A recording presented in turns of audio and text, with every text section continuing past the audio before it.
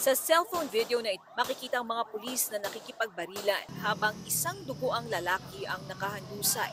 Dahan-dahang lumapit ang mga pulis sa suspek na nakakubli sa likod ng isang puno. Tuloy-tuloy ang barilan hanggang nakalapit na ang mga pulis sa suspek na nooy duguan. Pagtigil po namin, yung tao po na yung suspect po, pasalubong sa amin, tapos pinutokan na po kami. Nung may nagsumigaw po kasi ng, o yan ang mga pulis. Wala po siyang napapakinggan na parang blanco po yung utak niya. Ang lalaking nakahandusay ay kapitbahay ng 65 taong gulang na sospek. Batay sa paunang investigasyon, inabangan daw siya ng sospek. Una raw binaril ng sospek ang kanyang pamangkin na 52 taong gulang na umaawat noon. Dead on the spot ang pamangkin. Naitakbo sa ospital ang sospek at ang biktimang kapitbahay, pero parehong binawian ng buhay.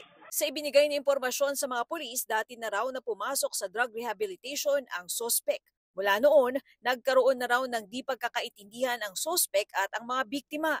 Ang tinitingnan nga namin yung old grudge, yung dati nang may alitan yung magkapitbahay nga.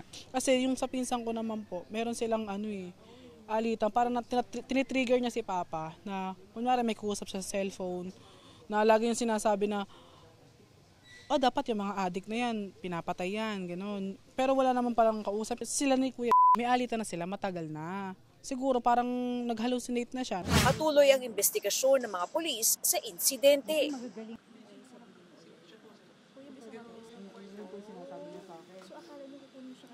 Opo, kaya siguro nag-hallucinate siya. Ito yung si Victor, pinakabulag kaya. Hindi po, lumalaban talaga siya. Pero saan siya nag-publish yan? Wala siya.